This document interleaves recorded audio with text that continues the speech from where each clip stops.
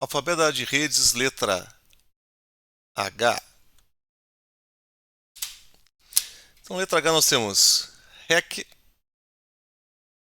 Half Duplex, Handshake e Hash. Hacker.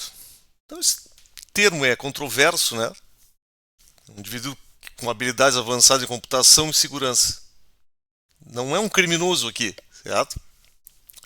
Claro que é com um conhecimento que se tem, para ser alguém chamado de hacker, ou seja, alguém que tem um conhecimento avançado em alguma tecnologia, algum sistema, serviço, ele pode usar da forma que ele achar.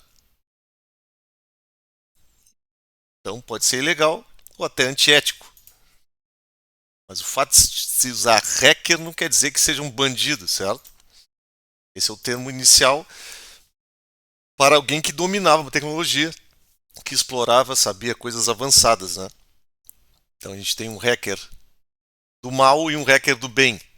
Seria um ethical hacker. Depois temos o Half Duplex. Half Duplex tem um modo de comunicação que pode transmitir ambas direções, mas não de forma simultânea. Então esse aqui é o caso usado em hubs, em APs, em equipamento de rede sem fio, onde tem colisões. Então as colisões acontecem porque a regulagem do envio não é centralizada, é entre as próprias estações. Então tu vai ter, ao contrário de Half Duplex, tu vai ter Full Duplex. O que é o Full Duplex? Tu envia e recebe ao mesmo tempo. Half Duplex não permite fazer isso. Permite ou envia ou recebe. Então tu tem um desempenho bem pior, certo? Do que um Full Duplex. O handshake é um processo de comunicação inicial, certo? Então, antes de eu trocar dados, antes de eu poder realmente fazer uso da rede, eu vou ter que trocar por meio de uma negociação, e esse é o termo handshake, para concordar com os parâmetros de comunicação, com os protocolos e métodos de segurança. Então, tem vários protocolos que usam isso. Aqui eu vou mostrar dois casos. O mais clássico de todos, o Three-Way Handshake do TCP. Então, antes de haver o estabelecimento de uma conexão, há a troca de 3 pacotes, chamados Three-Way Handshake, para sincronizar os contadores, que são os números de segmento e os reconhecimentos. E esses contadores são usados depois para controlar a comunicação, para saber se houve perdas, se tem que retransmitir e por aí vai. E outro clássico também é o seguinte: é o tom usado, né, de descagem aqui, e depois os tons usados para definir a velocidade da comunicação, para definir os parâmetros, que eram os números de bits, de paridade, de stop bit, que eram usados em modems. Então aquele barulho, né, aquilo ali, na verdade, é uma negociação de parâmetros. Aquilo segue um padrão estabelecido pela indústria. Todos os modems tinham que obedecer. E depois temos o hash. O que é o hash? O hash também é muito usado na área de redes. Ele é usado para fazer verificação de integridade. Então, basicamente, é verificação de integridade, ou seja, é um processo matemático, é um algoritmo que gera normalmente um número, e esse número ele é unicamente identificável pela origem, de onde ele foi calculado. Então, imaginem que eu tenho um arquivo, eu faço um processo aqui usando uma função de hash, usando SH256, por exemplo, e eu vou ter um valor desse hash. O que quer dizer isso aqui? Se eu realizar novamente essa função de hash nesse arquivo, tem que resultar exatamente aqui, nesse valor de hash. Se não resultar, esse arquivo aqui foi alterado. Ou não é o mesmo, ou é alguma coisa que aconteceu que não deveria. Então isso é usado também em comunicação, em protocolos, em pacotes, em cabeçalhos, certo? A verificação de hash. Depois nós temos helpdesk, host, hotspot e header. Helpdesk é um serviço, né, de suporte técnico, Então, alguém que faz atendimento, assistência, né, usuários, respondendo perguntas, solucionando problemas, então realizando suporte. É basicamente isso. E toda vez que se tem um helpdesk, tem que se ter de uma forma organizada um sistema de tickets, de registro de chamados, com atendentes, né? Com a definição do problema, quem é originado, né? Esse problema, um número único para isso, datas, a evolução das resoluções aqui, uma base de dados com os problemas já solucionados, respostas prontas. Bom, isso aqui é fundamental na área de redes, certo? Não dá para trabalhar na área de redes sem ter um sistema que faça a formalização dos pedidos de suporte. Telefone, papelzinho, WhatsApp, não rola. Host. Qualquer dispositivo conectado a uma rede que executa serviço ou recursos, tem recursos, né, disponíveis em rede, como computadores, servidores, impressores, dispositivos, é um host. Esse é o termo para um equipamento em rede. Então aqui, por exemplo, eu tenho um host A, host B. Ah, mas é um PC. Isso aqui poderia ser um sensor, não interessa. Se ele tem alguma aplicação aqui, se tem troca de dados entre esses caras, ele é considerado um hospedeiro de serviços, um hospedeiro de comunicação, de potencial comunicação. Então, é um hospedeiro, host. Um hotspot é o termo genérico aqui para um portal de captura. Esse cara aqui é um sinônimo de portal de captura. Ou um captive portal. Isso aqui é usado de que forma? Eu quero fazer a autenticação dos usuários para acessar um serviço, normalmente como rede sem fio. Então, eu vou criar uma forma de autenticação e permitir que os usuários, ao se autenticarem, possam fazer uso do serviço. Então, esse é o hotspot. Vai ter lá um portalzinho para o usuário fazer login, ele vai se associar a uma rede aqui, vai haver uma forma de autenticação, o envio, né, de informações portal de captura, uma forma de cobrança, pode haver ou não, pode ser gratuito, certo? Então tu tem uma estrutura aqui e isso forma um hotspot. Um header é um cabeçalho. Então ele é a parte inicial de uma mensagem que contém as informações de controle. Então o header é controle. Então tem, por exemplo, endereços, protocolos, formatos, metadados, por aí. Vai. Aqui tem um exemplo, ó, do protocolo IPv6, cabeçalho, e do IPv4. Então, algumas coisas são comuns, né, como versão, endereço de origem, endereço de destino. E os outros cabeçalhos são diferentes, então são protocolos diferentes, né? Esses caras aqui são protocolos diferentes. Onde é que estão os dados aqui? Os dados estariam no restante do pacote, tanto aqui quanto no IPv6. Mas essas informações aqui, elas são fundamentais para que os dados cheguem ao destino de forma íntegra.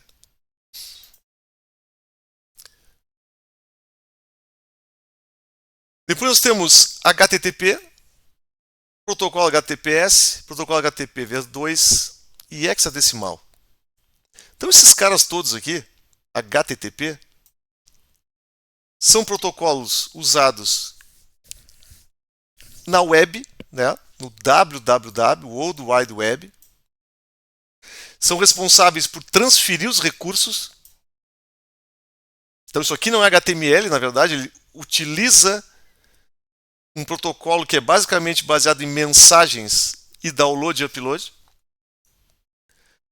O HTTPS é a versão segura, ou seja, utiliza criptografia, com certificados SSL e TLS. Então é basicamente o HTTP, só que seguro. E o HTTP v2 é a versão atualizada do HTTP. Então esse cara suporta multiplexação, compressão de cabeçalhos, Utiliza uma conexão e várias requisições de objetos. Então, esse cara mudou bastante a ideia aí do HTTP. Esse cara aqui é de 2015, para você ter uma ideia. Que essas evoluções do HTTP não são iguais ao do HTML, navegadores. Não, acho que demora bastante. O HTTP é de 1991, primeira versão. Depois teve melhorias em 93. Então esses caras aqui não são saltos assim curtos, né? São saltos longos porque são protocolos de estrutura, né? São fundamentais na internet. Então aqui tem uma comparação entre eles, desde a versão 1.1, depois o uso da camada de segurança aqui no HTTPS, o HTTP 2 que utiliza recursos aqui para melhoria de desempenho e atualizações de criptografia, e o HTTP 3 que usa o Quick por baixo e usa UDP, olha só. Todos aqui usam TCP, esse cara usa UDP. Então, esses caras são protocolos distintos. Eles são diferentes, não são compatíveis entre si, certo? Então, um servidor de páginas web, ele tem que implementar todos esses protocolos aqui. E temos o hexadecimal.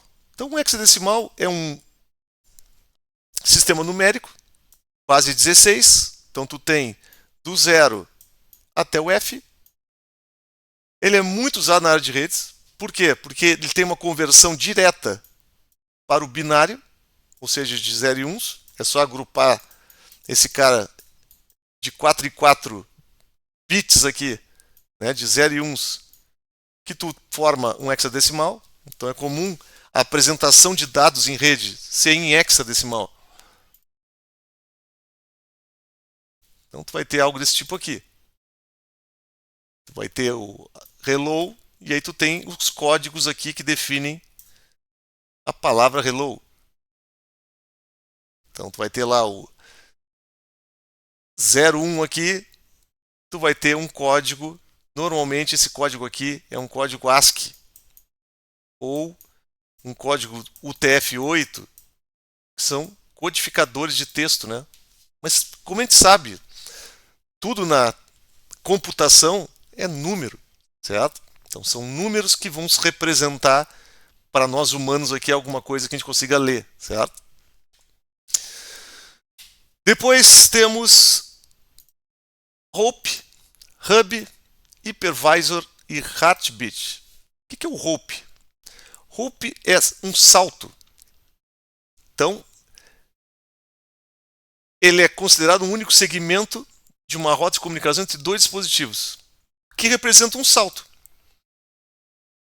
Então, quando eu passo de um roteador para outro, e esse é o termo que vai aparecer aqui, eu tenho um salto, um hope. Então, quantos saltos do H1 até o H2? 1, 2, 3, 4, 5. Tenho 5 saltos. Então, passei por 5 roteadores aqui. Por exemplo, o traceroute, a ferramenta traceroute conta quantos saltos foram realizados entre uma origem e um destino. Um hub, então, nosso velho hub, é um dispositivo que atua como ponto central. Então, veja, o termo genérico de hub é um centralizador. Tanto é que tem hub USB, certo? Mas não é o caso aqui. Esse hub que a gente está falando aqui é o hub do padrão Ethernet. Então, ele é o precursor aí dos equipamentos centralizadores. Porque no início da Ethernet, se usavam apenas cabos, não se tinha um hub. Era um barramento, todo mundo conectando entre si. Com o uso de par trançado depois, se usou hub. Então, fez algo desse tipo aqui. Se saiu de uma ligação com cabos, passando as interfaces aqui, cabos coaxiais, para um equipamento com uma topologia em estrela, ligando cabos par trançado, só que internamente aqui, ó, continua igualzinho. Esse cara aqui funciona em Ralph Duplex, ou seja, só um pode transmitir por vez e todos podem receber. Ele tem um controle de colisões, que é o CSMA/CD. Então esse cara aqui foi muito utilizado, né? Hoje não tem mais para vender isso, certo? Não existe mais hub. Hypervisor é um software que permite, né, a criação e gerenciamento de máquinas virtuais em um único hardware físico. Então a gente, a partir daí, consegue, né, executar múltiplos sistemas operacionais de forma simultânea. Então tem vários exemplos, né?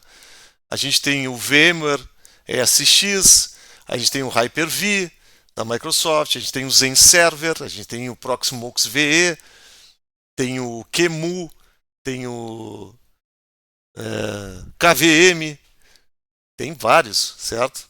Que são virtualizadores. Então esse cara aqui é um virtualizador. Ele possibilita compartilhar o hardware aqui com sistemas convidados que vão usufruir, vamos dizer assim, dos recursos computacionais físicos de forma virtualizada. O Heartbeat é um sinal periódico que é enviado por um dispositivo para indicar seu estado operacional. É tipo um ping, é quase isso, certo? Onde é que é usado isso aqui? Para fazer monitoramento e diagnóstico de falhas. Tá, mas aqui, qual é a lógica disso? A lógica é a seguinte: imagine que eu tenha um dispositivo monitorando o outro. Se um deles falhar, o outro assume o lugar dele. Esse é o termo mais usado na área de redes. É algo desse tipo aqui, ó. Tenho dois equipamentos físicos aqui que compartilham um único IP. Esse pacemaker é uma implementação de Heartbeat. Então ele fica monitorando entre eles aqui, ó. Fica toda hora aqui os dois se monitorando. Então tem esse nó aqui, ele é o ativo. E esse outro aqui é o secundário. Quando alguém acessar esse IP, ele vai ir para o ativo. Digamos que dê problema aqui. Esse Node 2 aqui vai detectar isso e vai ser o responsável agora por receber as requisições. Então é um caso típico aí de redundância. Isso é um Heartbeat. Heartbeat na realidade é esse procedimento aqui de ficar monitorando um dispositivo secundário. Então aqui são termos, conceitos da área de redes que tem a letra H.